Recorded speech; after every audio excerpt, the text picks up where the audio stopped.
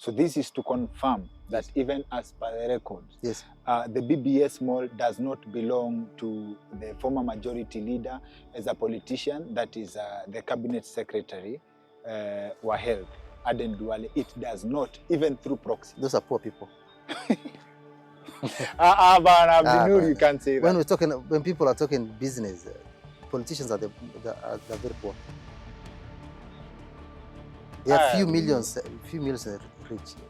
People are talking about crazy money. People wamevaa kikoi lakini wanatoa pesa nyingi, wanaongea pesa mzuri sana. Politicians are beggars. Politicians are beggars. Our politicians are trying to an MP handles 100 million. 100 million, what is it to someone who owns a building, and each he has maybe a mall, and every and then you pay a rent of 150,000 per shop. Hiyo si pesa. Na hiyo si those are very poor people. Wadau, a quick one kabla tuzame kwa conversation. Now, for people who know ball, as in, should I say, rules of the game as far as business is concerned, it's always about the customer needs and not you. Sasa hapa ndio kizungumkuti inaingianga, with customer needs always changing. What kind of skills do you need to always stay ahead? Odoo is a software with over 45 applications and you need kurun biashara yako. Na kama uko kwa sector that touches on retail, let me tell you about the Odoo point of sale, ama POS in short, because it will give you real-time updates on what your customers need. Now guess what? You can get it free of charge and for life. I'll tell you how in just a bit. Kwanza, let's focus on customers' needs.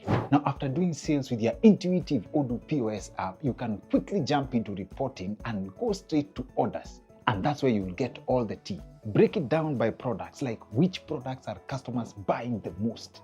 Go further, which month. Go even further, margins, average price, and so on. And you can display this information in different formats to help you make simple, obvious decisions like this product right here is our money maker. And here's even more hotter tea, chai moto kabisa. Odoo sasa inakuja na built-in AI agent to help you understand your customers faster and more accurately. It could be something as simple as opening your Odoo POS sessions and asking Odoo AI, what time do orders with the biggest totals come in? And you get that information at your fingertips and optimize your store. Na nimekuambia how you can get it for free. It's very simple. Just click the link tumekuwekea kwa description ya hii video ama kwa pinned comment and choose the Odoo POS as your first application on the Odoo platform. Utaipata as soon as immediately for life, including hosting and support. Na kama uko na retail store, usichelewe maze. Ukitumia that same link, you can book a free meeting with an Odoo expert, choose your time and date, na atakutake through step by step on how you can transform your store using the Odoo POS. Peleka biashara yako na rada using the link tumekuwekea kwa description ama kwa pinned comment ya hii video and consider yourself plugged. Hey, wadau, our guest for this episode is a friend of the show. Familiar face, Abdinoor Alimahdi, a telecommunications engineer and education technologist, and one of the best good vibes guests. Tumeileta kwa show leo, tumetoka Wojo kidogo, tuna come through live from the Fiesta Farm. Iko hapa Karen, karibu na Giraffe Center. Very, very good vibes. So leo inakaa ni kama wilderness vibes, polite. Alafu this episode comes in the wake of the Minnesota scandal mazi. Watu unajua, and we've received a lot of feedback ya wasema, unajua we had an episode featuring Abdinoor Alimahdi. This is take 2. Take 1 ilikuwa mazi wa Somali wanatoa pesa wapi. So after Minnesota scandal, kila mtu wako like ndio hii kabisa. So we had to tafutana na Alimahdi, Abdinoor Alimahdi. We break down. But then ukweli, the things we talked about, how Somalis make money, can we actually justify, can we quantify the monies we've been talking about? And Abdinoor Alimahdi is good vibes upon good vibes, a recent recipient of the Somali Heroes Award in the US this past December actually. Amekuja nayo, sijui ulikuja na ndege baka ama walikudeport ukarudi na wenyewe wanarudi, assuming the story. I've self-deported myself. You self-deported yourself? Yeah. You were in the US in the wakati the Minnesota at the peak of ice and how was it? How did you receive that news, Kwanza? Okay, it happened when I was there, and unfortunately most of the people I wanted to meet, we had to cancel a lot of events. Yes. Because people were afraid of coming out. So it was a little bit challenging. Kama tulikuwa COVID, there was a little bit of quarantine. Like ukitoka nje, you find the police there, ICE police. So I think it was not a good experience. It came the bad time. I wanted to explore the city, but You couldn't. I couldn't. And then we had to postpone some events because people were afraid of coming to the events. It is mass victimization. Hakuna cha kujua ati either you have your documents nini, nothing like that. And I think from the news you can see people who have been harassed are US citizens, most of them. Even people who were killed were US citizens. So I think they were not discriminating who you are. But and it was also very cold. So the ice and the snow and the weather, it wasn't a good experience. Having been my second visit, but things were. But we had some couple of successive events. Heroes Award, and then we have a dinner with the team. And did some couple of shows there. Yes. So haikuwa mbaya. Hii Heroes Award kwanza, tell us about it. This recognition. Yeah.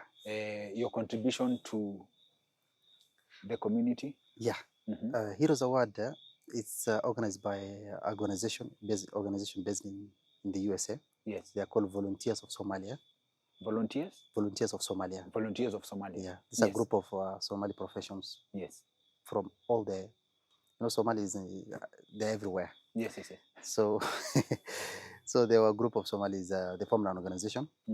So they tackle some social issues, awarding an event. Like right now, we are organizing the first ever AI summit in Somalia together with them. Yes. So they identify a few individuals from the Somali communities who are doing wonderful jobs, from the health, education, social impact, and everything. So there were categories. Yes. So mine was the literacy. Literacy. Okay. The literacy campaign I've been doing throughout Kenya and the northern part of Kenya by publishing books, developing Mlugha app, tackling the teacher issues, introducing robotics and creative coding to rural learners for the first time. So basically, they identify. They identify you, and then they tell you, hey, I think you're doing a wonderful job in this field. So we met with Somalis from across the globe, from Somalia, from US, Canada, everywhere, from Europe. Okay. So it's a group of Somali who came together and said, we need to recognize those people who are doing an amazing job for the community within ourselves. Okay. I hope my accent pia haijakuwa American. Unajua, in the last episode, we had people who are like, we want to hear what you guys are talking about. Na tulikuwa freestyle. Tulikuwa tunaongea Kiswahili, tuna mix. Hata leo itakuwa hivyo, shauri yao. Lakini right now, nasikia ume-maintain Kizungu, uko juu, so we meet up there. Yeah, I think I'll come down. You'll come down. You're still wearing out the American vibe. Yeah, I think bado niko kwa hiyo mood ya. Bado uko kwa mood ya US. Minnesota. Deport to physically. I deported myself because of the weather. Okay. Yeah, the weather. And your commitment to literacy is interesting. Yeah. Yet some of the feedback we received from a snippet from the conversation we had last time was telecommunications engineer anaambia watu degree is not a must. Yes. That's a paradox. Yes. Where is the balance? Ama kusoma ni muhimu, but degree ndio si lazima. Bora ujue kusoma na kuandika. Literacy, what's your commitment levels to literacy? Unajua kuna literacy na degree. There's difference. Hata ukinipeleka show gani, I'll just say degree is a paper. Yes. Last few, I think before end of year, I was invited to a national conference by IHRM. Yes. So we're talking about the skill gap.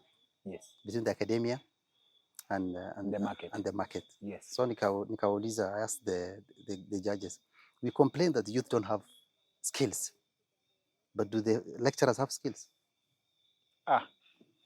Do the lecturers have skills? Lecturer akifutwa kazi leo. That time when I was saying that, they were on strike. Paka lecturers wanavaa dira, anaweka sufuria kwa kichwa. I don't even remember. I remember, yes. So I was asking myself, we complain that the youth don't have skills. Yes. But lecturers, those people who are teaching them, do they have skills? If they lose their job today from teaching, can they survive out there? That's an interesting question. They just know how to teach what they teach. They don't know how to do, or to practice what they teach. Yes. And then one of the guys, I think he was a professor, he said, yeah, but it's true. I think he works with Ken Jen or these power companies. He Yes. said when they come for physical like attachment something, Yes. they come with their teacher or they come for practicals. He said the lecturer or the teacher asked more questions than the students. He's also curious. What is this? And he has been teaching all this Yes, time. yes, yes. And then he's asking, what is it? Because he never physically interacted with it.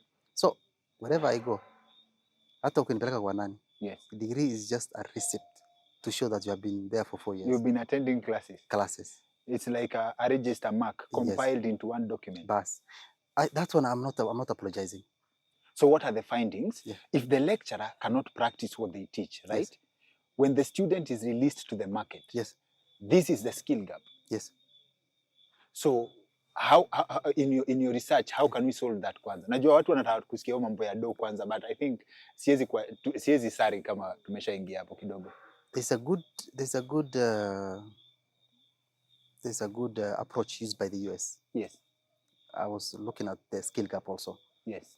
What they're doing is the industry is bringing practical to the schools. For example, you're an industry, you work on certain machines or something. Yes. You bring your machines to the school for learners to learn. And then you get a skill and then you absorb them. So basically, the industry is coming to the academia to bring whatever skill they need. Like, please, funzeni watu this skill. That I think has really helped in the US. Secondly, in my opinion, what we can do is we can bring the academia people. I know they're very selfish.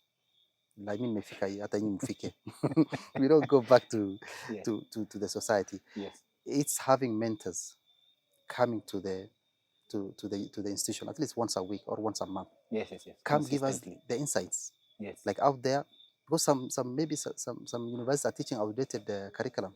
That's very true. Maybe it's no longer even necessary. It's obsolete.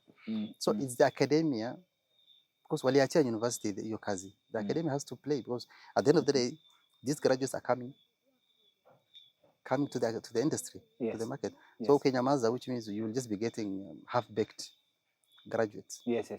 So it's the academia to now go, or we have partnership between the academia and the industry players. Wakuje waseme, and also help them update the curriculum. One day these topics are no longer there. Let's teach them practically what is required out there. So I think updating the curriculum will really help. Okay. Yes, but still I will say degree is just a paper. Hata ukipeleka kotini. That's what but what I mean is there are courses like lazima ufanye degree. Like we need doctors, we need pilots, and so we need other courses like degrees must. I'm not saying like you have usiende shule kabisa. But there's one thing I normally tell the parents. Mtoto akimaliza form 4, before he joins a university, let him get one skill. Regardless of the course he want to go. One skill. But at least atakuwa mtu marketable. Yes. But unfortunately, we value the degree so much. The prestige. Yes. And then you waste 4 years, and then you come back and tell us tupatie kazi soto wapi. So mnipeleke kotini. You volunteered. I volunteered. Na sasa for you the gap that you've identified that for you to be awarded as one of the Somali heroes, is there an acceptable level of literacy before tufike kwa skilling? Because you say kuna difference ya skilling na ya literacy na degree. What's the acceptable levels of literacy yenye if X% of the population can achieve, then tuko sawa? What drives you into the commitment ya literacy? There's one thing that really bothers me. Yes. I think it's across, not only in northern Kenya. Yes. Mama mzee anakuja anakwambia anakupatia simu anakwambia nitolee namba ya Dr. Kingori. Yes. Ama anakwambia nimetumiwa pesa, hebu angalia ni ngapi. Yes. And then their pin is 1 2 3 4 or 000 times 4. Yes. Or anakwambia niandikie nipigie so and so. Yes. Like they cannot operate. Yes. You know, I'm talking about the basic literacy, how to read and write. Yes. That thing really bothers me. At this era and age, whereby someone has to read a message for you. Mhm. You cannot scroll the contact alafu unamwambia ati nitolee Dr. Kingori. That thing really bothers me. At this era and age, everyone supposed to, this thing you can do is scroll your phone, jitolee number unataka, pigia simu, or even type a message. Yes. Or even send money, or receive money. Anaangalia nimetumwa 3,000, 4,000. Basic numeracy, 1 to 100, 1 to 1,000. So the bare minimum I can say is someone to read and write. Hata kama ni message, hata kama ni, before you even go to skill, because the skill will also need you to read and write. Okay. So at this era and age, my concern is everyone in this world. Because literacy, for you to read and write, I think you just need maybe 3 months to master the letter recognition A to Z. And then we'll do numbers 1 to 10, and then do basic arithmetics, like I think 3 months. Yes. You can learn. So I'm wondering why this era and age, a mother, a village in Turkana, in Wajir, and everywhere, Yes, can hawezi toa namba ya mtu. So that is now has been my fight. Okay. Like, let's have foundational literacy available. That's why I'm having foundational literacy available in several languages. Okay. At least kila mtu afunzwe na ile kitu anajua. Ile lugha anajua. Yes. Na are you targeting ule mama mwenye at the present, mwenye hajui kuscroll simu, ama ule mzee hajui kuscroll simu now, ama at the young ones now, to make sure they don't grow old wakiwa illiterate? My focus now, let's say 80%, 90% is for the kids. Okay. But if we get the chance also, the older ones. Okay. Lakini we need to focus on, I think running a campaign literacy doesn't even cost much. You can have even gumbaros and everything. Okay. And teach them 3 months. So I don't know. You know, when even the parent knows how to read and write, okay, it's even good for the kids. At least atakuwa you know, mom is like I said, is the first teacher. Yes. So it's going to be easy even for the young ones at home. At least ajue the basic things, because mama atamfunza, because he spends a lot of time with his mom when they are growing up, rather than the dad. Yes. So I think it's something that every government and every organization who thinks about their people should focus on literacy. Okay. Literacy is like, I think, a basic need. Okay. Yeah. Okay. And is there a link and to the moment people have been waiting for? Yeah. Is there a link between? Okay, I want to know if there's a link between literacy and making money, because there's something you mentioned that there are people who are moving serious money in this country and they don't even know how to read and write. But hiyo itakuwa kama kupanda mti kutoka juu. Let's start with, watu wanasema ati the Minnesota money imeingia Isili. In fact, there's a politician mwenye alisema he has evidence that kitu kama BBS Mall ni pesa ya Minnesota. In fact, he was calling upon Americans wakuje wanyoe watu hapa. They will show people who they are. But when we spoke, you said, in fact, one of the reasons I was interested in the conversation is someone mentioned casually to me that hiyo do either iko US, it's still in the US, na kama imetoka, it's not the money that is in Isili. So, and there's also, unaona vile you speak freestyle, autopilot, especially when as far as money is concerned. Ati wewe ukipata pesa unalima yote kwanza. Pesa ikuzoee. That money. Pesa ikuzoee. Yeah. Right? Kuna watu wanasema, kuna watu wakisikia ukiongea hivyo wako like, they tried that, wakaona moto. Right? And they saw fire. Yes. Wewe, there is something you know that people don't know. Otherwise, this formula kidogo ni, in fact, kwa feedback, I tried to respond to as many as I can. Maybe it doesn't work for all the people. Exactly. It's probably, you are just a lucky person. First of all, hii pesa ya Minnesota, iliingia Isili. Unauliza mimi? Yes. Why are you asking me? Because you are a deep researcher. You are a deep researcher, and niko sure you may know something. There's one question ulisema, first of all, literacy and financial. Yes. There's financial literacy. Yes. And there's also the foundation literacy. You can have PhD and you can be financially illiterate. That's true. Yes. Yes. In my community,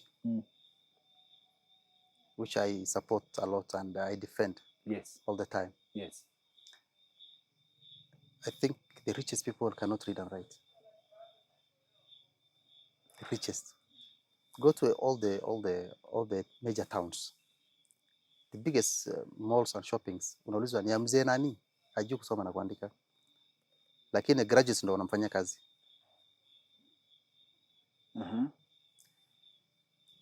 You talked about BBS. I sat down with the Somali business community for 2 days. Even today, so that I don't come here and give you false information. I had to go to the records and give you and get what's happening, because I don't have malls in Isli. 80% of those malls are not owned by people who can read and write. Yes. You can go find out yourself. How is this possible? It's possible. Yes. This is a Somali community. Yes. You don't need the education to prosper. You don't need education to prosper. Well, That's you can just another strong statement. You can employ a first class honors. Yeah. Na anakuja 6 a.m. na wewe umelala. You don't need education to prosper, especially in terms of business. You get the experts. Besides, you might find someone who hajaenda shule but he's managing millions and billions, and he's also very strategic, visionary. So I went to this business community, and you know, I don't want to lie to Kenyans and give them false information. I had to go to the office. They even showed me the data of all the buildings there and who are the owners. Hii ni ya mzee nani nani, hii ni ya mama fulani, hii ni ya mama fulani, hii ni ya mzee fulani. Every building in Isli is known. The owners are known. Na ni watu walianza biashara zamani. You're talking about Minnesota. Minnesota fraud started 2021 during the COVID. You won't tell me Isli was nothing before 2021? Ama ilikuwa tu imezimika alafu and then 2021 boom. Come on, man, get serious.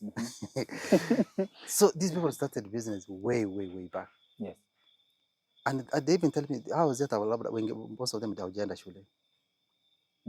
And from the list of the mall owners and the serious businesses, none of them, and I'm saying this without fear or favor, none of the buildings, if there's anyone maybe has any evidence, let them table. Because they told me none of them is owned by former or current politician from Northeastern. You can take it to the bank.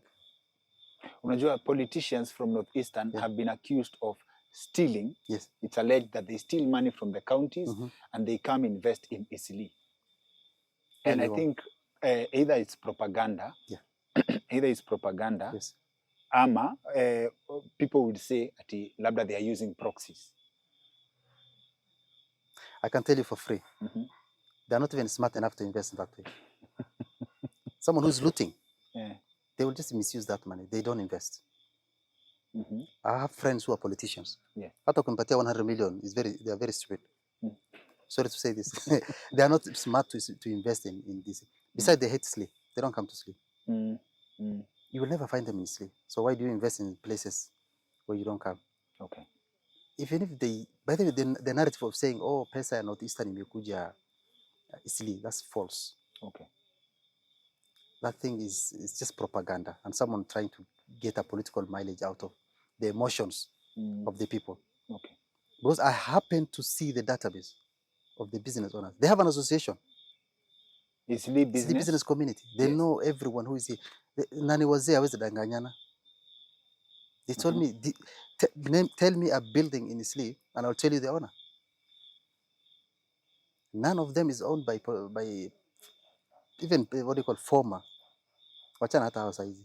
None of them is owned by the former or current or even future politician. Okay. That's what I can. They might loot. I don't speak for the county government. I don't speak for any politician. Even if they loot, I don't think they are very smart enough to have that kind of. Maybe they can buy one apartment of 17 million, 30 million. But I don't think, because I believe personally, someone who is looting is just a useless person. And they are not smart enough to invest. You're a smart guy, Abdinoor. So umepelekwa, for example, in a mall, Yeah. right? Mhm. And the mall is worth billions and billions Yeah. of Kenya shillings, Mhm. right? Millions of dollars, Mhm.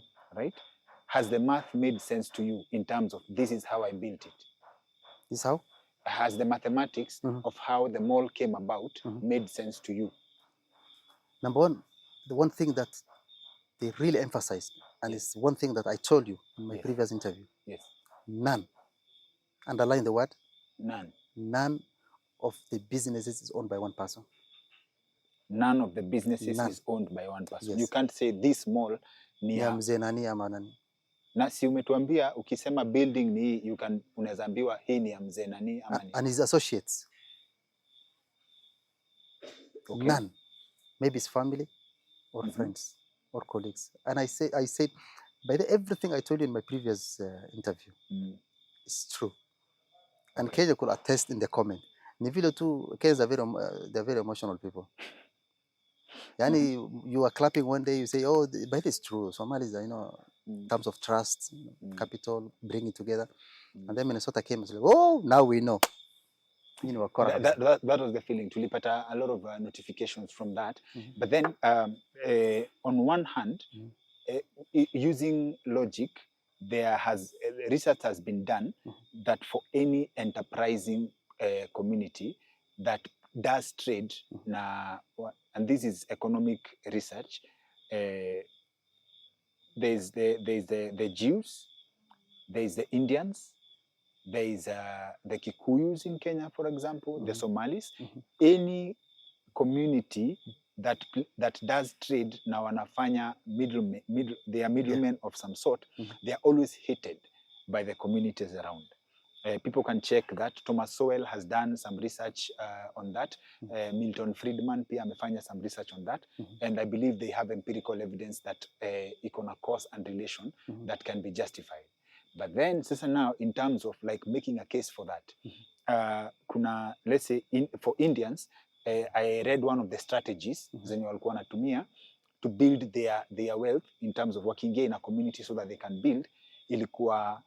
Walikuwa so shrewd in terms of how they come together, such that when white people tried, like this is in the 1940s, 1950s, when white people tried, ati hawa watu wanatengeneza pesa, wacha tuingie huko, walikuwa they would bankrupt you by going as low as possible with the margins, such that you cannot compete.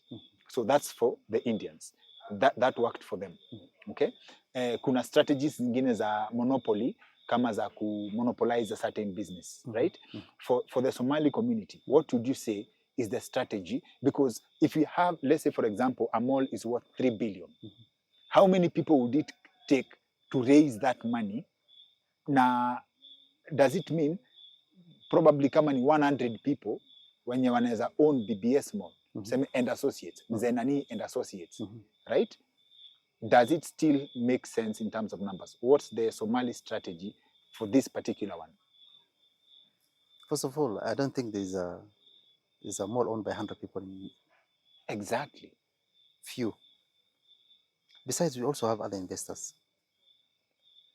See, Barabara Expressway. Yes. You build, you do commercial, and then you transfer. Like you build, you brings an investor, anajenga hapo, anachukua profits zake, then maybe you agree on certain lease agreement, 20 years, 30 years. Yes. And then it goes back to the owner. The expressway umepeana, for example. Yes, I think I'm giving an example. Yeah. When you do the returns, right? The person who builds it, anajua watu watakuwa wanalipa X amount of money, right? Yes. And for the X amount of money, the kind of traffic they would expect. Yes. And let's say, for example, this would take 10 to 30 years. Yeah. So inamaanisha, before they recoup their money, it's probably that period. Are you saying that for the buildings pia, the mathematics will be the same? Mtu anajenga, you get your return, and then you sell it. It works in some places, not very common initially. I know maybe 1 or 2 buildings, the investors from outside also. Yes. Who might not be the Somalis. Yes. Somalis have a lot of network. Maybe there's Arab influence somewhere. Arab money is involved. Yes. I don't know.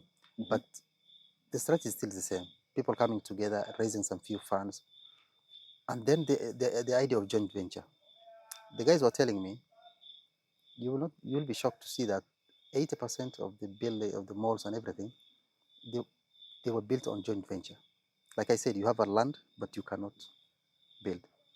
So I come, I build it for you, I give you 40%. Okay. So maybe half of, not even half, maybe 30% of the property is owned by. They told me they're owned by our friends from the mountain, because they're the ones who are. They owned the land. They own the land. It's a joint venture. Okay. So I come, I build, and I give you 40%. And I talked about it in the Yes, previous. you did. Yes, you so did. For you to build, it's very easy, because you don't have to buy the land. 100% understood. Yes. Hapo tuko pamoja. So what I'm saying is, those are the things that worked for the Somali community. Okay. But the issue of saying Minnesota money is just recently. But okay. Stereotyping and Somalophobia started way long time. I don't know why. For some strange reasons, I do something as a Somali community. It's Waria. Even it starts from you guys, from the media.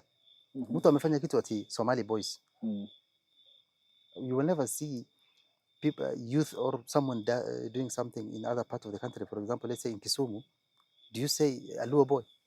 Kwa maandamano, hujasikia watu wa kung'oa reli? No, did you say a Luo boy? They say Wajaluo ndio Luo watu wa youth. maandamano. Those labels are there. Those labels are there. Yeah. Like ukisikia watu wameiba and someone is not from the Kikuyu community, tutasikia sasa watu wanakuja wanasema if it was a Kikuyu mungesema hivi na hivi.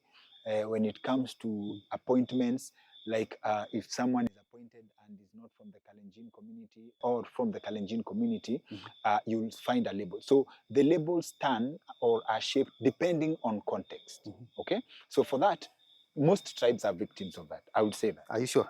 Most tribes are victims of that, depending on where, like, the stereotypes that people are labeled with. Right? So kama sahi, it is strange to imagine, unaona kama for the conversations we had, the Somali community imekuwa chini ya maji sana. So when we had a conversation with you, people have always wondered, Somalis are making serious boss moves, yes. Right? And when we had that conversation, it was like an opening into a world where most people have always just assumed. Yeah. Okay? So now, when Minnesota happens, it becomes an easy correlation for someone who feels like there's something extra. Now let's address that person. The person who believes the joint venture thing cannot be possible, right? We broke it down. Ukasema, for the Somali community, the currency is trust.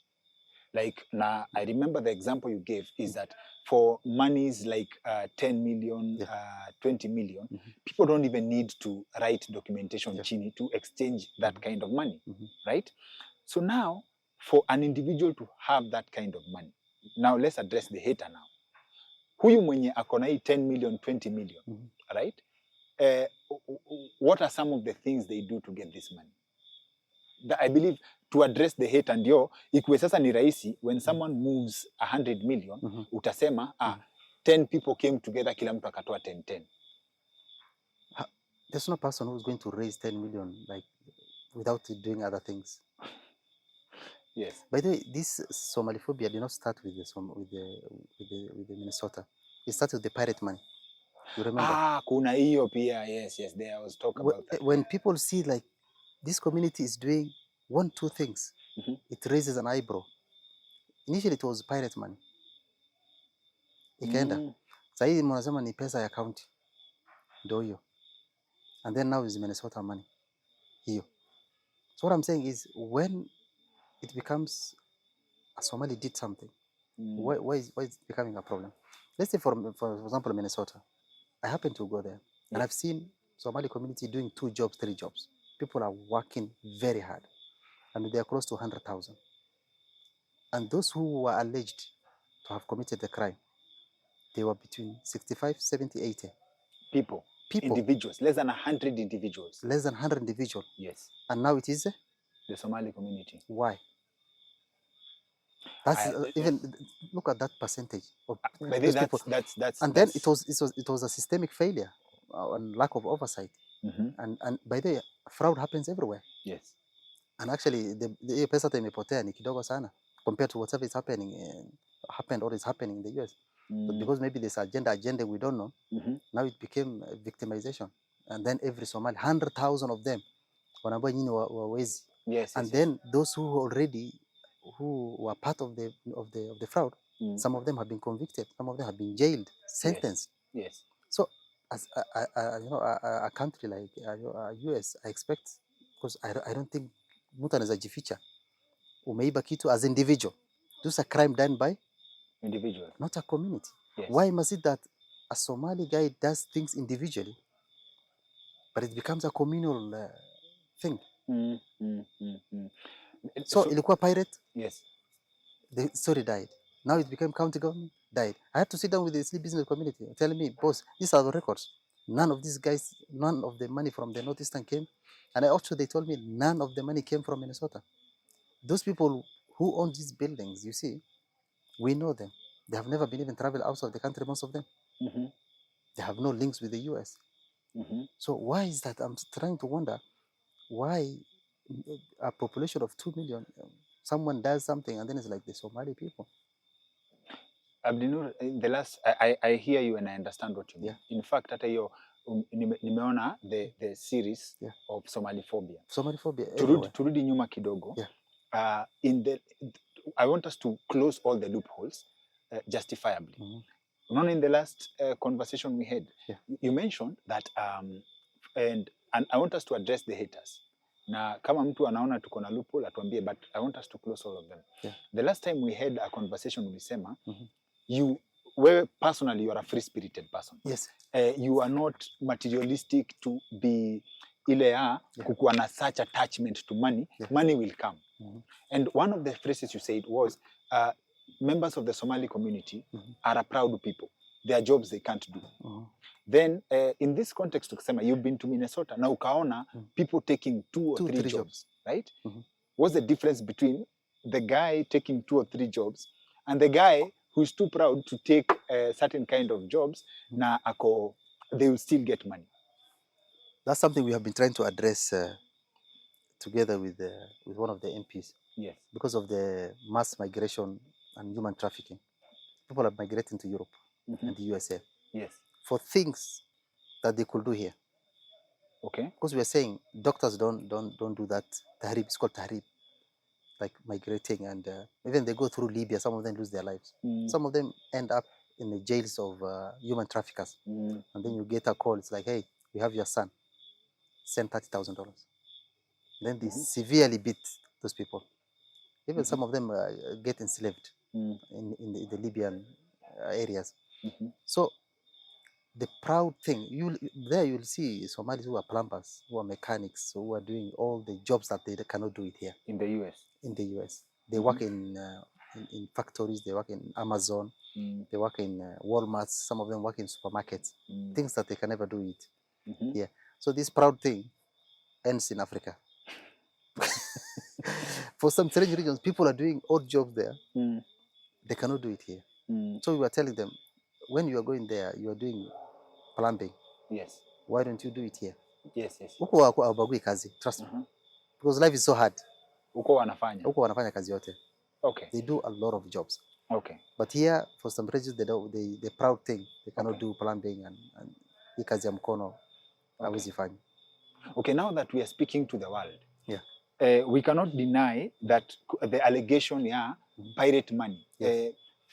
First of all, was there pirate money? Be it in a small group of people who did pirating. Was there pirate money?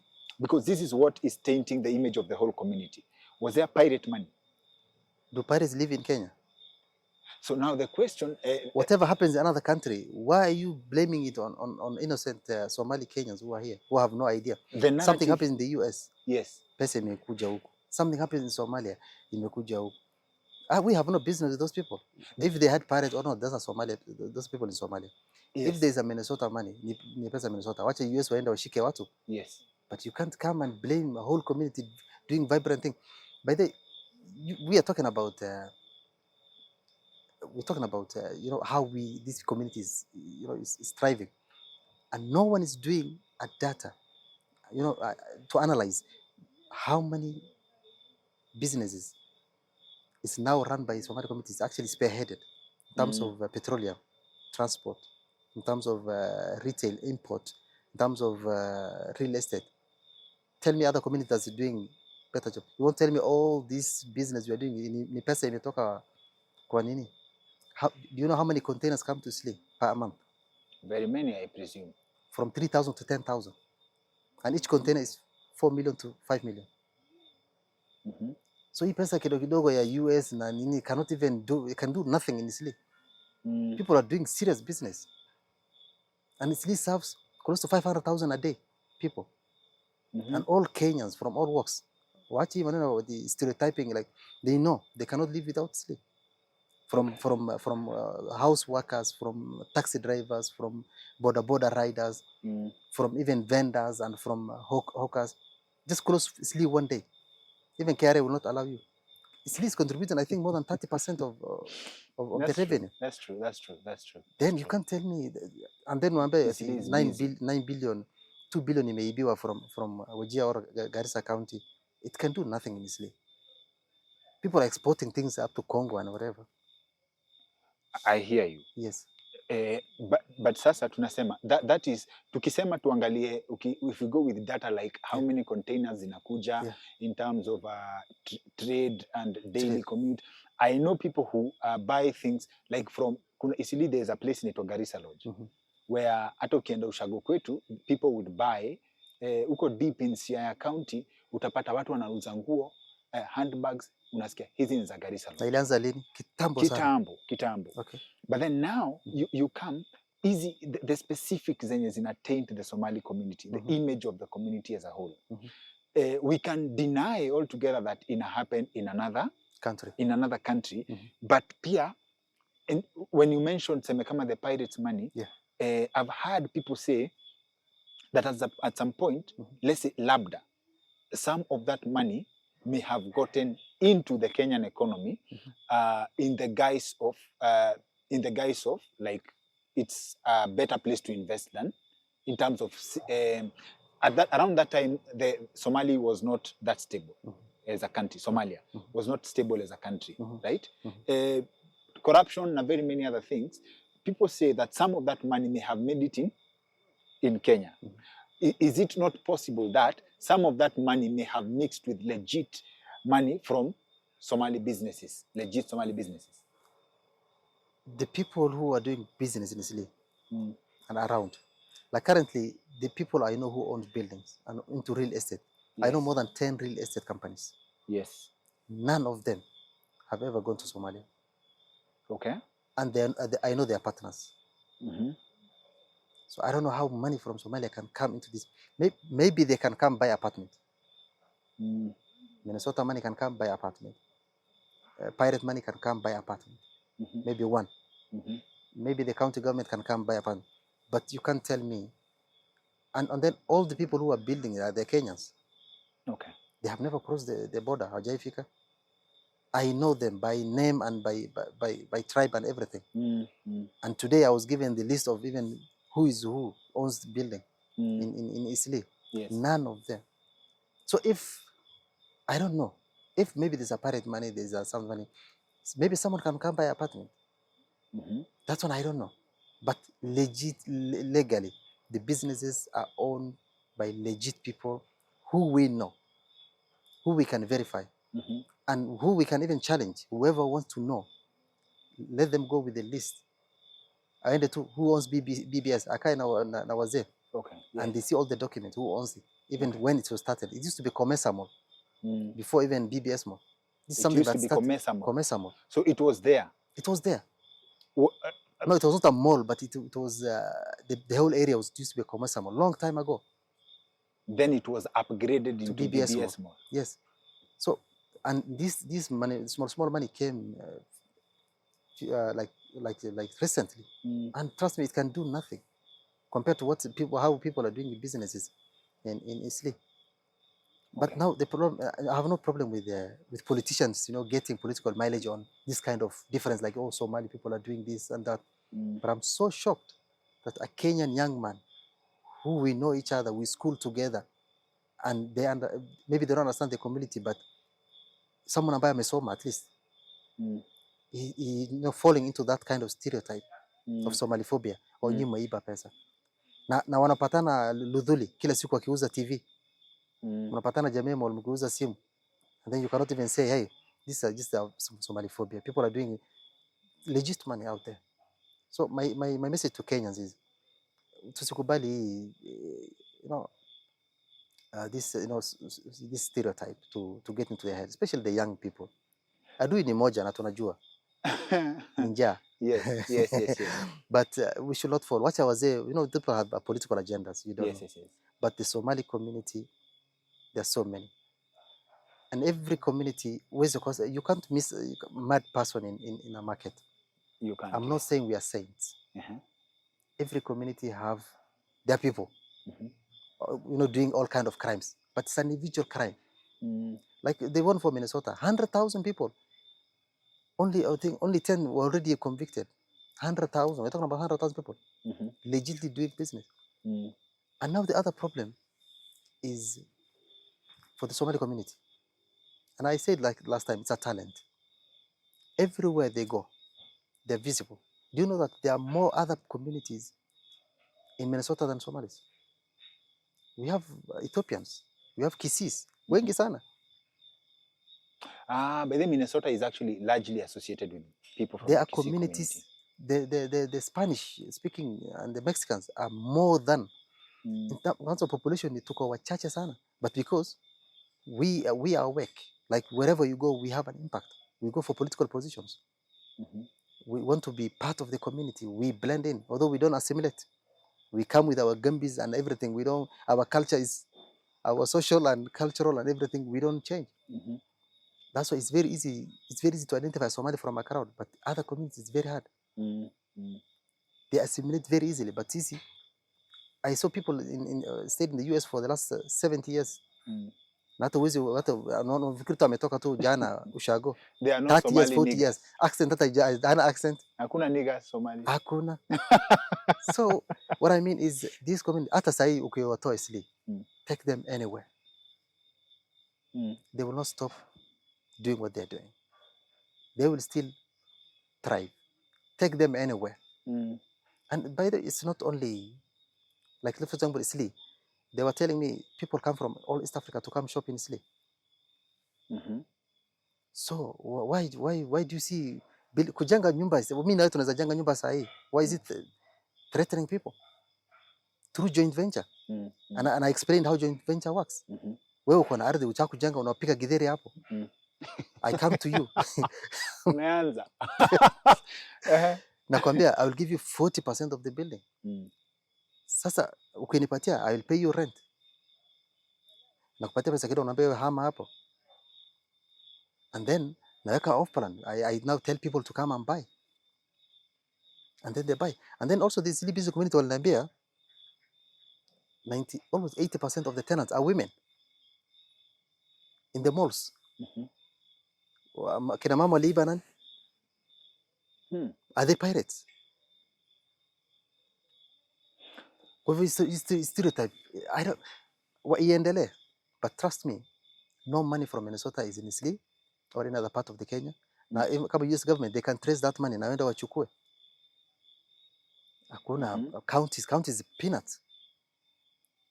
By the way, we are just enjoying privilege of getting a tarmac road for the first time after 60 years. And the people are complaining, why Somalis are doing ABCD. I got an ID after 1 year of vetting. The privilege the other Kenyans are seeing like it's a normal thing, but for us, it's not a normal thing. We are exposed to a lot of scrutiny. Travel to Northeastern. Unabeba ID kwa mdomo before devolution. And I'm 100% sure I've been to these major towns. If you remove devolution, if you remove the national government thing before devolution, and then we start from 2013 with devolution, Most of these towns are cowsheds. I've been to a major town recently. For the last 7 years, nothing happened. Mm. Who is vetting their governors? Mhm. They are riding on a national government project, not devolution. For us, we have to build new roads because we didn't have one. We have to build new dispensaries. Mhm. We have to build new schools. Mhm. Those are things that you guys already have before. Mhm.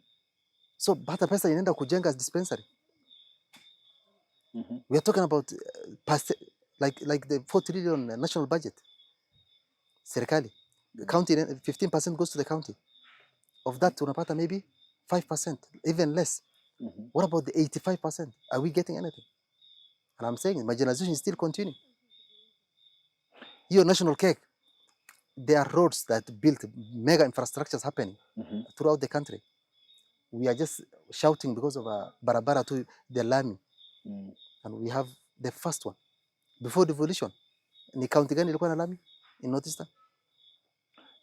I saw Jeff Koinange did a feature on Wajir County, Yes. like as which had serious milestones as far as devolution is concerned. Lami ilikuja na Tulikuwa tunaona devolution. Lami for the first time Yes. and stuff. To a great extent, it's not all doom and gloom, right? Yes. People, they're doing something. In our first conversation, there was very legit feedback, even from people who have worked with members of the Somali communities. Yes. In fact, even before our conversation, one of the best episodes we ever did was with featuring one of the biggest suppliers for mobile phone spare parts, Damawa Mobile Spares. Yeah. She gave a lot of flowers to her employer who was from the Somali community. And even in that episode, when I went to respond to the feedback, people were saying that there's something legit about how Somalis treat people for the experience that they had, Yes. right? So it's not all doom and gloom. Sio kila mtu anasema, oh, Somalis are thieves. You guys, I think labda it's just the Somali community's turn to get that kind of shade because labda Wakikuyu watulie kidogo. Wameitwa hiyo wezi since independence, all right? And that has been a major stereotype. Mpaka sasa it feels awkward when people say Somalis are thieves kwa sababu ya the pirates and sababu ya the Minnesota thing. Yes. So this is something that like it's new because of the kind of press or the kind of attention imepata. Yes. And this conversation probably goes out to the skeptic who does not understand the process. Tumeshasema like trade, like people move volumes. We've had a friend of mine, anaitwa Omar. Can I say a friend? Someone I was introduced to by a friend, Omar.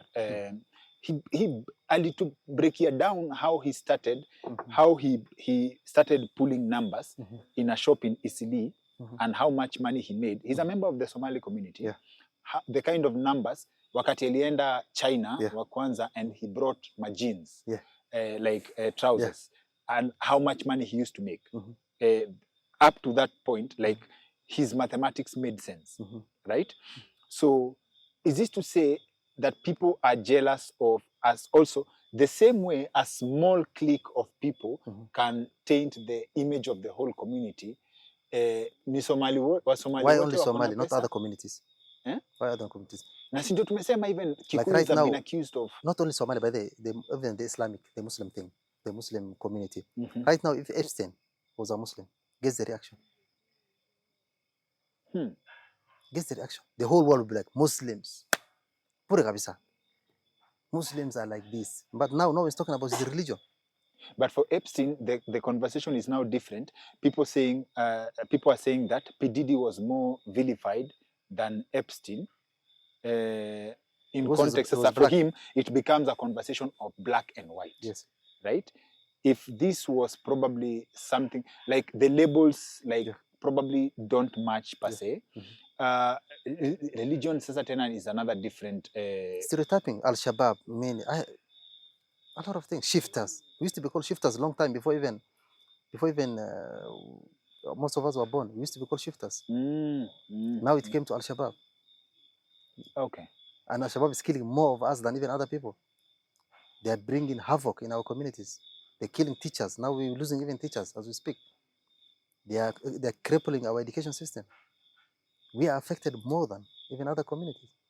But the problem is, You don't see the mass. You just see 2 people because they come from that community. So So I think these things should stop. I understand, and Yeah. I feel where you're coming from. Especially from youth, the Kenyan youth. I'm so disappointed with them. They're supposed to say like, because we are friends. We tunakunywa chai kila siku, and then you can't defend your countrymen. Mi sijaifika Somalia. I don't even know how it looks like. And then you tell me go back your home. I don't even know if Somalia ni huko ama ni huko. I don't even know where this. I've never been to there. And then we have a whole region called Northeastern. Hata geography wameshinda kusoma. Pure kabisa. So now, unaona kama sahi we are responding to the reactions of like other Kenyan communities to the Somali Kenyan communities, right? Members of Kenyan Somalis, right? We are responding to your reaction, the stereotypes from other Kenyan communities, okay? So now when it comes to the Somalis themselves, the Kenyan Somalis, when you see that you're a member of, unaona kama sahi, yes, tunaweza sema, if you come from the Kikuyu community, na one person has stolen and they are tarnishing deal with them as their thieves. Individually. Yes, from the Kenyan community, from the Luo community, mtu akipewa job and they're eating themselves, it's not the Luo community who's eating, right? Nikiwa Mjaluo, by virtue of the fact that mimi ni Mjaluo, si kuenda kung'oa reli, that it should be a label on myself, on me, si ndio? How have you processed that as a member of the Somali community? Like internally, have you processed what the Minnesota scandal looks like? First of all, I think it's creating more Somaliphobia. Like already we're dealing with a lot of other Somaliphobia, even in South Africa. And I'm just shocked that even Minnesota even added more firewood to the stereotype that was going on. But I believe most of the Somali people don't care. They don't care? I don't care. Personally, I don't care. Okay. Because we will do what we are doing, regardless of whatever stereotype we are doing. Because we are doing business with legit Kenyans. So I ask any, even check the comments. Whatever, like I said, through the referrals. All the referrals you see, we don't care who is who. As long as your work is legit, we do business with them. And I know every Kenyan has 2 or 3 Somali friends. So I think whatever happens, we'll just keep doing what we are doing. Because it's a narrative that I don't know how we can fight. But what I'm saying is, if there are people who looted money from the county government, we have arms of government, we have the EACC, the DCI, and whatever, they do the investigation. Kama kuna mtu ameiba pesa, weka ndani. The same with the pirate money, whatever, with the county government, with even Minnesota. I expect the US already did their work. Yes, people have been convicted. Yes. So why is it coming here to Nairobi kutuambia like the money is here? Okay. So I don't think we are getting sleep at night because of that. Our last conversation was very well received and widely because of how selfless it was. Yes. Like the premise was, nyinyi hamjui, like we are happy to share some of the tips we use kwa biashara. For this context, some people may not comprehend certain amounts of money. Like Kenya, unatoa wapi 300 million, okay? But wewe pesa ikushtuangi. Right? Yeah. And I think that's something both on camera and in private. Yeah. In fact, there was a day you casually asked me, when mpono ujai niomba 10 million? Yeah. Like, as in you take money so lightly. Yes. And I believe this is money to a great extent is just more of mindset than it's abundance mindset. Abundance mindset. Yeah. So when you look at this as for we are speaking to the world now. Yeah. When you look at this, tukitoka kwa place it's not what it looks like, right? If you nini you would wish members of other Kenyan communities, because unaona tukiongea, like a member of the Somali community deserves to be treated like any other Kenyan. Yes. Because we are Kenyans, right? Not the other Kenyans. Yes. Like we are all Kenyans. Yeah. So everyone should be treated the same. Yes. And I think if that was, we wouldn't be having this conversation. Somali ameiba afungwe. Exactly. Si lakini the whole community becomes a exactly. Victim. Yeah. Exactly. So from where you sit, having seen the data ya how easily business Yes. makes money, Mhm. and you are convinced Yes. that it is legit. So unaona vile when you go to the negative side, ulize why always the Somali community, Yes. right? Na in our last conversation tulifungua tukasema by quoting my friend Nasra the Yes. comedian Yes. from the Somali community tukasema Yes. hata nyinyi mnashangaanga Kwani? mbona watu wengine hawana Hana pesa. pesa. So the same way, what do you think the other people who cannot comprehend such kind of money and success Yes. are not seeing that if they saw, we would not be having this conversation? Like I said last time, there are things other communities cannot do. They cannot do. They cannot do. Like I said, every community is unique. The same way I cannot run a marathon. I cannot play football. The same way other communities, it will be very hard for them. Based on culture, the trust, and collaboration. Check the comment. Oh, kweli, these people collaborate a lot. Na sisi, even brothers cannot collaborate. So it's more of cultural. So what I'm saying is, and Somalis have been doing business. They have been traders even before time. So nisiki tu imeanza leo ama kesho. That's why I'm telling you. If you remove silly people and take them to another, plant them to another country. Number one, do you know why Minnesota is now a target? It's because everyone who goes to the US and end up goes to Minnesota. Although there are other vibrant communities in Ohio, in Seattle, and everywhere. These people come together. That's why they don't live here, they live here. For you to live in a place, are they my community? You know what, they love to be in the same place. So when you become in the same place, you create your own economy. Now other people will come. Right now, well, if you want to live in Nairobi, you don't ask, where is my community? You live wherever you feel safe, wherever it's convenient for you. Yes. For us, I think we have to choose. Are there mosques around? Are there madrasas around? Because we're having 8 to 9 kids. We need that Islamic community, Islamic environment also. So Minnesota now decides who's to be voted in the Congress and everywhere, because we are having 100,000. So those are things that other communities cannot do. We have Kisis I went to one of the schools. I met 5 Kisi teachers. It's called Twin City International School, charter school. But those people, other communities, even if they're 100,000, they cannot even think about those things. Tell me a community that have a mall in the US, other than the Somali community. We have a Carmel Mall. They have a mall. You think you are in Isli. So these people are naturally gifted in doing business. So other communities have to accept that. The same way I said we cheer for our brothers from Kalenjin community in marathons. They should cheer for us. Do business with us. Let them learn from us instead of stereotyping. We have a lot to offer. And every Somali you meet, I think, is very humble. Wewe mwambie niaje, tununue shamba tufanye business pamoja. Work with them instead of, but don't fall for these political tantrums. Understood. Yes. And is this when we talk about the Somali community, is there a specific clan?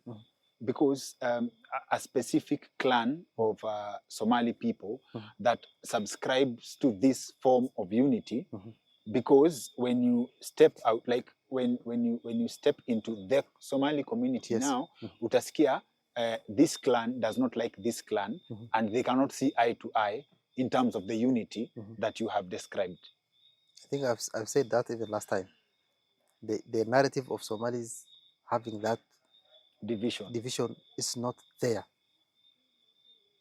And it's come to business, they do it across. They do it across. There's no one community like, oh, they're doing business better than. They are doing it across. And then we also have that interclan. I come from one tribe. I do business with other tribes. Okay. And it's something that happens all the time. So I think it's a naturally gifted talent. Okay. Wherever you go, you'll find them having their shops. And they also risk takers. They take risks, and business is all about taking risk. Okay. So I think people should just Just accept that we do business. Hata ukitoa Isili utupeleka Congo, we do another Isili there. You will still thrive. And then we will also be members of parliament from that community. Okay. Yeah. Okay. I when during the hours I met elected leaders from across the US, Congress and Senate and city and everything. They vie for they come together. Hey, I want to be the Senate. I want to be a congresswoman. We have Ilhan Omar. So I think these angry people talking about the Somali communities, I think they should sit down and learn more from them. Yes, we have fraud. We have people doing shady business. We have like any other community. Why is our thieves more important than your thieves? all thieves should be treated equal. Thieves don't have tribes. People who are doing fraud don't have tribe. Yes, those are thieves. They have a name. Call them what they are. Call them what they are. If you have Somali thieves, they are thieves. But you don't say, oh, Somali did this. We have a whole president of the United States beefing with a congresswoman. with a very small child. We have Elon Musk beefing with a 16-year-old. Okay. This community, watch out for this community. Yes. One day they will rule the world. Interesting. And next president of the let me not say that. Asama, next president of United States. Or even Kenya. Will come from the Somali community. We welcome that. We welcome, as Kenyans, kila mtu anafaa apewe equal opportunity. But there's one thing that's really resonates very well with me. Kama hii miti sahi, this tree, does it have fruits? No. Will you bother? No. If it has fruits, utaanza kutupia mawe. Utachuna, utupia mawe, upande, you scratch it. Yes. But right now this tree doesn't have fruits. So no one cares about the tree. Yes. So if you see people attacking you, there's something you are doing. If you don't have enemies, you are not doing anything. So for you to do something, you must have enemies. People should talk about you. People should hate you. Jealousy should be there. That shows we are doing something. The other communities who are doing a lot of, in Minnesota, for example, even in Kenya, we have other communities. Why people are not talking about them? Okay. Why Somali community? Okay. Yeah, because they have something to offer. And trust me, the future is so bright for the Somali community. Trust me. All the best to the Somali community. Trust me, the future is so bright.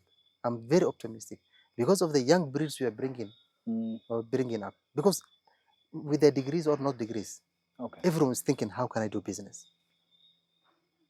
How do we do partnerships? I think the difference is in terms of the image and the projections of bad PR. There's sometimes the bad PR that don't help. Yeah. You're a member of the Somali community. Yes. I've met you. Yeah. And I think we relate quite well. Yes. I've met your friends and we have related well. Yes. Very welcome, right?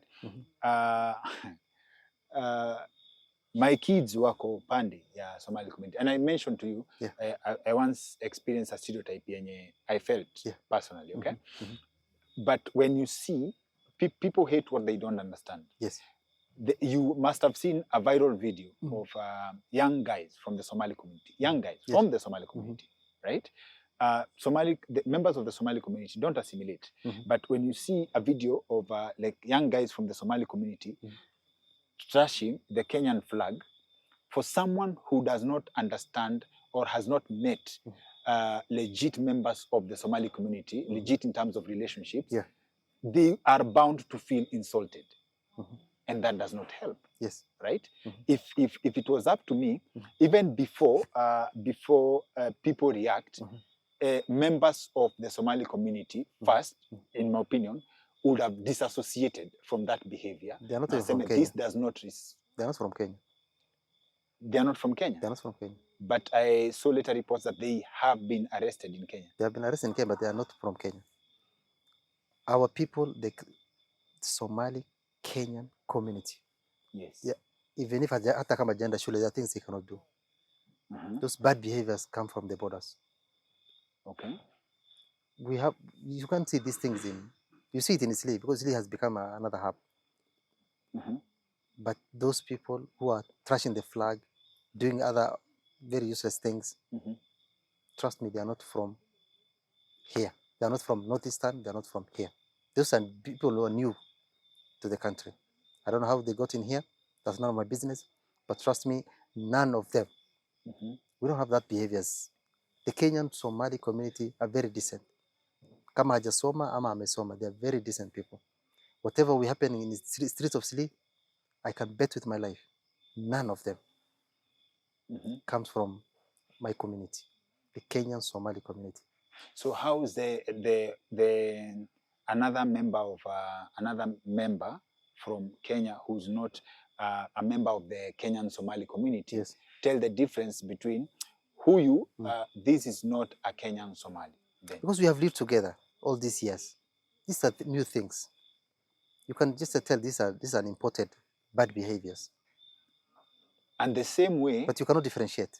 You cannot differentiate. You cannot differentiate. And the same way they have made it to the streets of Kenya. Yes. Wouldn't you say is the same way? Probably is the illicit money when they come, they probably carry the illicit money yenye tunasema. That's a possibility. There's the same way you would say some of the Minnesota money made it its way to Kenya. So the Kenyan Somali is probably a victim of the mixture of the porous borders and the results of that. Now, like I told you, money might have come to Sli. I don't know. But from the books. From the books. There are no investors involved. Like I said, someone might bring some money and buy an apartment. That's none of my business. And I cannot verify that one. Yes, yes, yes. But from the record I was shown, and from people I know who are doing legit businesses, none of them. So like any other place, someone can, besides, I'm not a financial expert, but how do you carry that kind of amount of money to a country like this, whereby at the airport, you cannot carry more than $10,000. And then if you want to withdraw or do things, you have to come with a supporting document. And if you wire transfer, it can be. Yes. How do you do that? I'm not a financial expert, but I think it's something that people should ask themselves. How do you carry, like let's say 500 million Kenyan shillings to the country? I don't know. But mimi kubeba $10,000 ni shida kwa airport. You have to verify the source. Yes, yes, yes. Okay. When you met the members of the business community, yes, you mentioned that some of them don't even know how to read and write. Yes. That is ile functional literacy. Yes. Right? But they are not illiterate in terms of business. They are not? Yes. That's the difference. And this is buying and selling business. It's not a data analytic. You're not analyzing data. Wewe unajua umefanya profit, umeleta container 10 na uko na profit ya each container iko na 4 million times that. And then you would supply to the shops. You don't need the rocket science to do that math. Hata kama sijui kusoma. You just need a calculator. And then besides, you are employed the graduates. Your sons are there. Wameenda shule now they do. Mzee yuko pale, but the children are doing business. Kuna the Isli business community. Yes. Kuna the Nairobi business community. Yes. So you would assume that these are two communities doing the same thing, right? Like in terms of kama imports, I've met someone who has an importer from Nyamakema. Yes. So kuna the Isli business community and the Nairobi business community. Yes. This is Nairobi CBD, and then there is Isli. Yes. Isli is a CBD by itself, right? Would you say their levels of success is the same in terms of trade? Isli is more profitable. Isli is more profitable. It's more profitable. What's Isli is doing crazy business. What's the difference? Like why would Isli be more profitable than the Nairobi CBD? Because of traffic. BBS alone gets around 25,000 people per day. You're talking about 500,000 people walking in and out of Isli. Every day? Yeah, so it's about numbers and about traffic. Okay. So, how many people can walk to Westlands or Lavington? If you do a mall there, that's why most other malls are dying because of BBS mall. Like I said, because of convenience and traffic and proximity to CBD. Okay. Yes. So this is to confirm that Yes. even as per the records, Yes. the BBS mall does not belong to the former majority leader as a politician, that is the cabinet secretary, wa health, Aden Duale. It does not, even through proxy. Those are poor people. Bana Ah, Abdinoor, you but can't say when that. we're talking, when people are talking business, politicians are the very poor. There are Abdinoor. few millions rich. People are talking about crazy money. People wamevaa kikoi lakini wanatoa pesa nyingi, wanaongea pesa mzuri sana. Politicians are beggars. Politicians are beggars. Our politicians wetuambiwa An MP handles 100 million. 100 million, what is it to someone who owns a building and each he has maybe a mall and every knee, and then you pay a rent of 150,000 per shop. hiyo si pesa. Now you see, yeah, those are very poor people. Besides, they don't come to sleep. That's something Kenyans should know. Leave alone invest in sleep. They don't come to sleep. But Wanajificha huko wengine. the LCS kuna hoteli iko associated na yeye, though I may have needed to check this, yenye inasemekana ni yake Isili, and you say they don't come to sleep. Besides, those people kina Duale as a family, they used to do business before even he joined politics.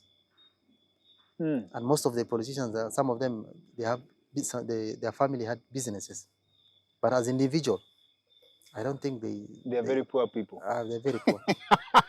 Besides, I have not seen, you can be a politician and you can be an entrepreneur. There's total different things. Hata ukiiba pesa ngapi, still you are not an entrepreneur.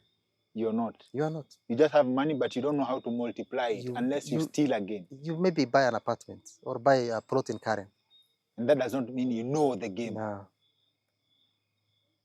You can be politician, but Abdinoor. besides pesa imeibiwa haiwezi saidia mtu.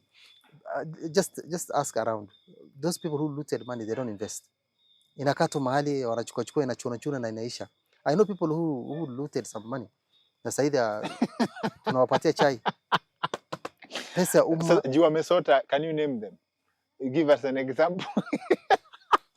Oh, my safety comes first. Your safety comes, but they are poor people. They're poor people. Wanaweza tumia 1, 2, 3 days and then, because hii pesa ya umma si yako. Abdinoor. Yes. Hii ya kuita billionaires poor people. People who tunasema ni billionaires like they have money. When you call them poor people, what is your relationship with money? Who is a billionaire? Now, like I said, riches is with the heart. You can have millions in your account, but it's still very poor. Yes. Mara ngapi nikwambie? You can have 20 million, 50 million, 60 million in your account, but you're still very poor. It's not the numbers. It's not about the numbers. Now when it comes to sasa real numbers, hii yenye tunasema billion, hiyo si pesa bado. Hiyo si pesa.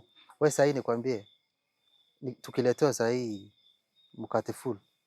Utamaliza? Siwezi, sipitangi. Kulala utalala kitanda mbili. Gari utapeleka mbili. Then you're all poor. Because you can only use one thing at a time. Okay. Mkate unakula slice 3 na umeshiba na unaenda choo. Yes. Kitanda unalalia, kila mtu 4x unalalia, unalala vizuri. Maybe even you don't get enough sleep. So if you are healthy, you are rich. And I can't stop saying that in all my podcasts. If you are healthy, say Alhamdulillah, say God is good. Okay. Lakini richness is not the way people understand. Okay. Na pia politicians are not rich. Kama ameiba pesa ya watu, hiyo pesa si yako. At the end of the day, you'll go to hospital and or your family, friends or whatever. Because hiyo pesa si yako. I have bad news for you. Yes. I subscribe to the ideas Milton Friedman na Thomas Sowell a lot. For the legit Somali business community members, when you wanatengeneza pesa na trade, the hate will not stop. The hate will not stop. I'm afraid not. Even 100 years from now, it will not stop. Like hiyo nakwambia, the hate is there for the Indian community in the US when walianza the motel business. The hate is there for the Kikuyu community when you wanafanya legit business to make money. So welcome to the club. And you will be members of that club for a bit. So the question is, what do we do about the bad press? Bad PR. The bad PR that comes from, like, what is the Somali... to a great extent, Yeah. the best strategy is to ignore. Okay, Mhm. but ignoring does not help Yeah. the people who do not understand that kuna watu wanafanya biashara Legit. legit. But I think those people who understand, who believe Somalis are Kenyans, they're people who are doing legit business, are more than those sick people. They're very percentage. They're bitter people. Wachache, they have hawana mbele wala nyuma. Maskini hawai. All they do is just beef people for no reasons. But the majority of the Kenyans, especially those who have worked with the Somali community, Yes. they know they're doing legit business and they're good people. They're Kenyans. They're contributing to the economy. They're contributing to the social economic life of every Kenyan. For those who are sick, may God heal them. But most of this hate comes from political class. From political Hao class. ndo wanawakishaga hiyo moto. And then they have an agenda. Initially, it used to be the hate for the Somali community. But now they realize that's not working. Now they target our leaders. Okay. They said, no, these leaders are looting. Hakuna kitu inafanyika huko. And if you are taken there right now, I'm not saying they have done their best. They can do better. But all I'm saying is, something has been done. Jobs has been created, dispensaries has been built. But maybe it's a matter of prioritizing. What is it? Like right now we are fighting drought. And they're doing some funny PRs, fundraising for things. Yes. If you were to go to Northeastern before devolution and you go right now, there's a huge difference. I'm not saying they have done their best. They could do better work. But at least for us to see that thing, kupata talami, kupata dispensary, kupata shule, kupata bursary. And then someone was telling us, Bona msijenge national school there. All these national schools happened before devolution. It's the national government who neglected even us before devolution. And now we are just getting the first tarmac from Cielo to Mandera. And then now someone is telling you guys are stealing money and everything. Abdinoor, yes. I saw Jeff Koinange did a feature on Wajir County. Yes. And I believe, and I can say that was good. And that time, the Wajir governor then, alikuwa amefanya kazi poa, mpaka watu walisema, that's a good example. They are leaders from Northeastern. Wenye wanafanya kazi, I can speak for that. Yes. Lakini hatuwezi sema kuna wenye hawaibi. I cannot speak on their behalf. Yes. But what I can say is, it's not all doom and gloom. I agree. Misappropriation of money is there. Yes. Lack of priority is there. Yes. When someone is fencing a hospital of kilometers and people don't have water, yes, that's lack of prioritizing. Yes. When you give me a tarmac, but my children are sitting under a tree. I have few days ago I was in one of the counties. Grade 1, 2, 3, they're in a mabati sitting on the ground.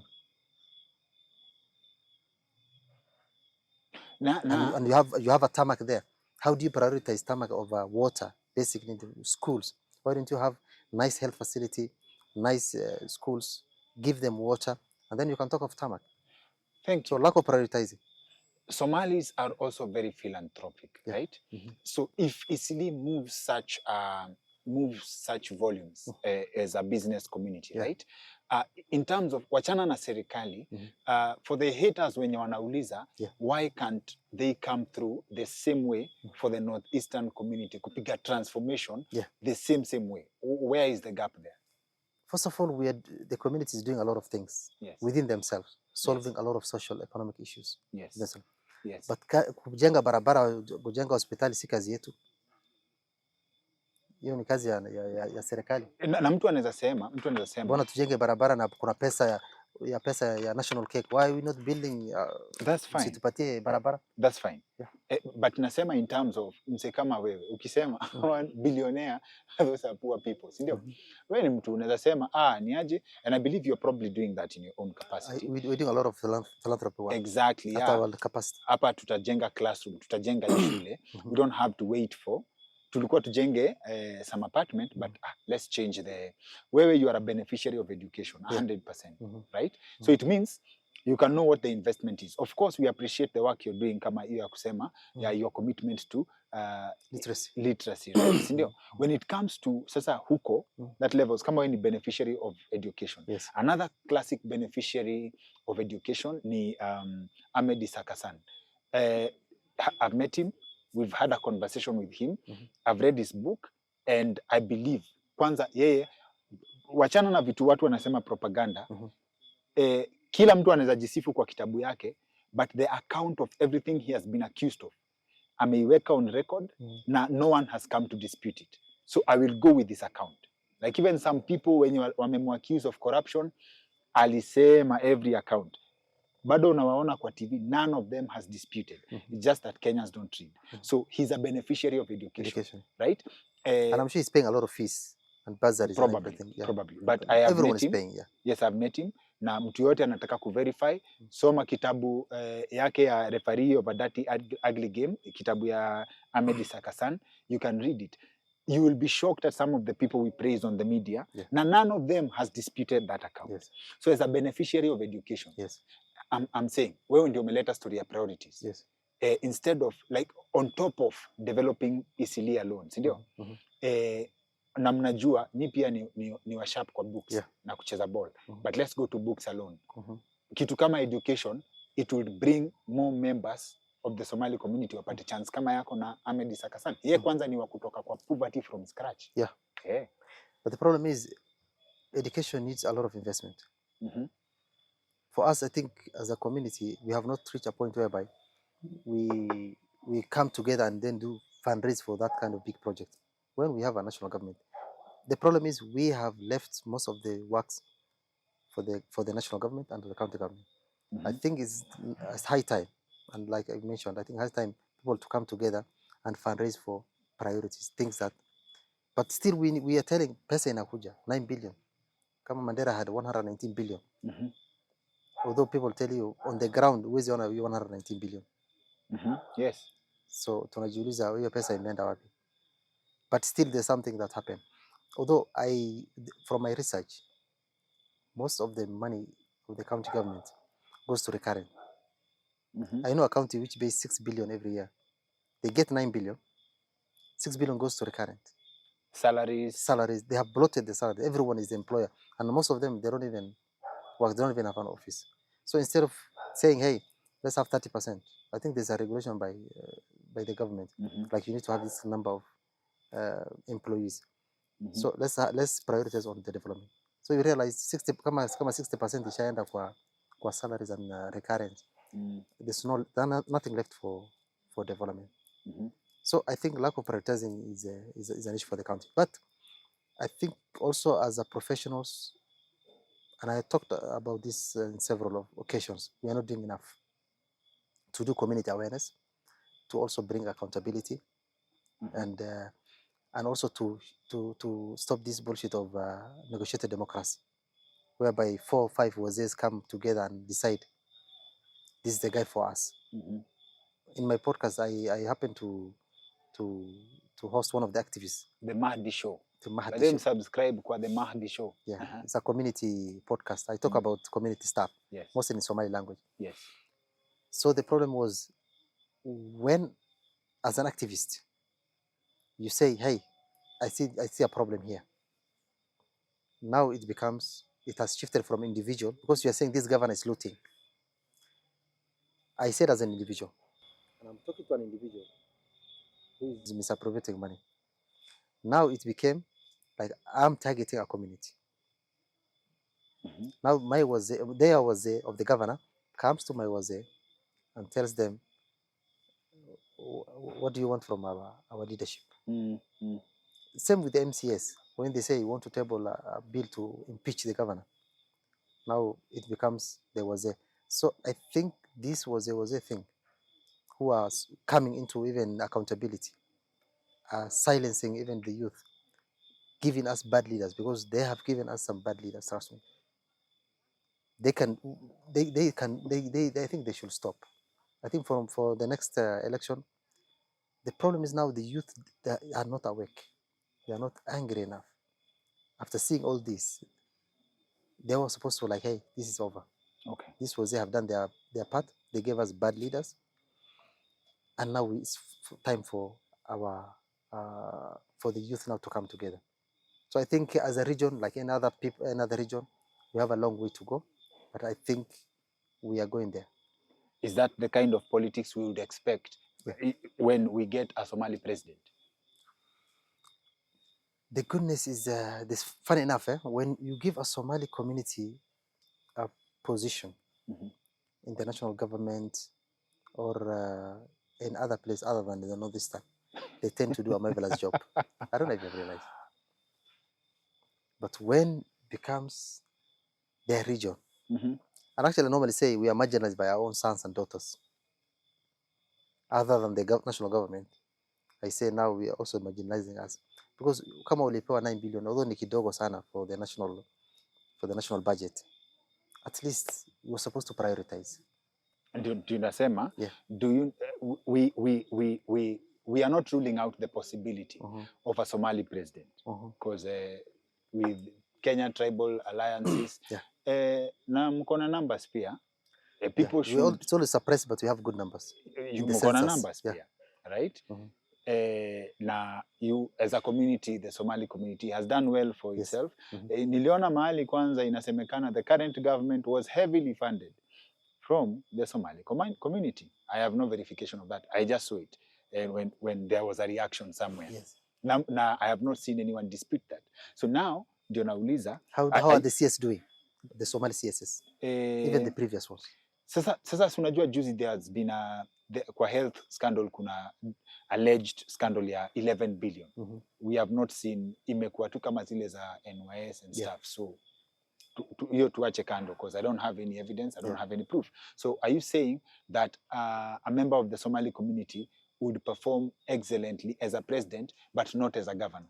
Because where you don't expect someone to come out of nowhere to become a president, yet the track record, as you see, kwanza there's a difference from this conversation. There's a difference between the Somali politicians from the Somali Kenyan community and businessmen from the Somali Kenyan community. Yes. So inamaanisha there will be a difference if someone from the business community was given a leadership position versus when someone from the Somali politician community was to be given a political position. Because vile umesema, the clan politics in terms of choosing who takes a certain leadership position. Absolutely. So what would we expect from a Somali president? First of all, the dynamics happening in the county is a little bit complex. There's a lot of things attached to that gubernatorial or the governor position, or of the MPs. Yes. A lot of negotiated democracy, a lot of people who are pulling strings around you. Wazes are also very involved. The clanism also very involved. From what we have seen, the PS have done. They have done a marvelous job, especially for the Somali community. So I think at national level, I have no doubt they will be the best president for this country. But when it comes to our small groups in the counties, I think the dynamics there is different. Okay. But I believe if we try and make one president from the Somali community, especially from the business sector, not for a political space, because politicians are not very smart. I don't know if I told you this more than 10 times. But umesema like the current health CS is now a politician, but he was in the business. Maybe that's not. Maybe he's not doing well. Because I don't know. Sulisema kuna pesa imeibiwa. But we should try. We should try and get one president for the Somali community. And I'm sure it's not me. So acha tuachie wa Kenya wa decide. Mimi nakuanga team open mind. This conversation was to understand separation of issues. Yes. Umesema pesa ya Minnesota, that's poverty. Hiyo hata it's a drop in the ocean as far as especially money is concerned. Pesa kidogo sana. Okay. And then let me tell you something. For the Minnesota money, who was approving this amount? There's a counter narrative that I had was that yes, some members of the Somali community may have benefited, but they were the fall guys. That's one. But then again, when in terms of the numbers given, the YouTuber who blew the story went through the figures and saw that it was like what counties do na ghost workers, Yes. like fictitious claims to government for welfare payment, which were numbers that could be traced to certain people. But how many people are talking? We're talking about less than 100 people. Okay. And most of them, maybe there was few, maybe 2 or 3 organizations, non-profit. Actually, the ones who did were non-profits. And there was a lack of oversight. Wewe ukinipatia pesa, you have to know what I'm using for the money. Although it was COVID, and it was happening everywhere. Yes. It's only that.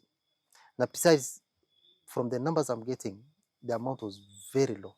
The amount is alleged to be around 250 million US dollars. That's 25 billion, over close to 30 something billion Kenya shillings. Kenya shilling. That is compared to whatever is happening. And then the amount that the Somali community, I think, got was around maybe less than 10 million US dollars. 10 million US dollars. Yeah, there are people who we have bigger players out there, but because of the stereotype and Somaliphobia and this agending, we don't know. I think we got the bullet. Okay. Yeah. But But my message to other Kenyans, especially Yes. the youth, Yes. you should not fall for those Somaliphobia things. Narrative. Tunafanya kazi na nyinyi, tunapatana kwa streets, we go to the same schools, we are doing legit money. The wrongdoing of 2 individuals cannot represent the whole community. Okay. Me message like I have a lot of friends, like even seek advice. Hey Abdi, nifanye aje? Niko na hii deal. Alafu tena ukiniona mimi najenga nyumba unaambia tu umeiba pesa. Kama kuna watu wameiba pesa, they are thieves. Yeah.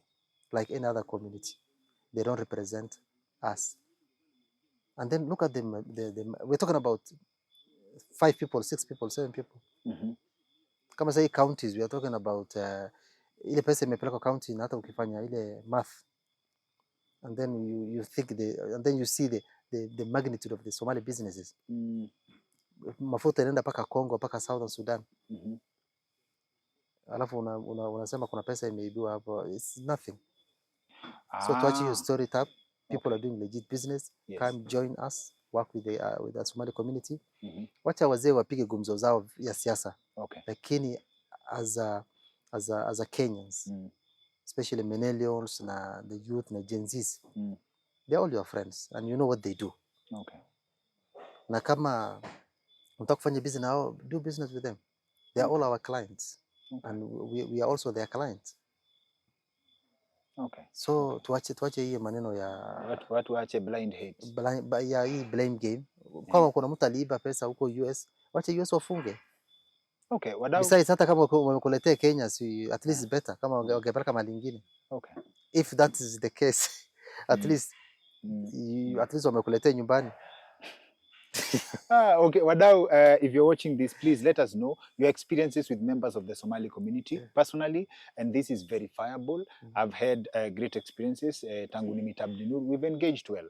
I used to have a show on NTV, the Weekend Edition. I hosted that show for 7 years. Yeah.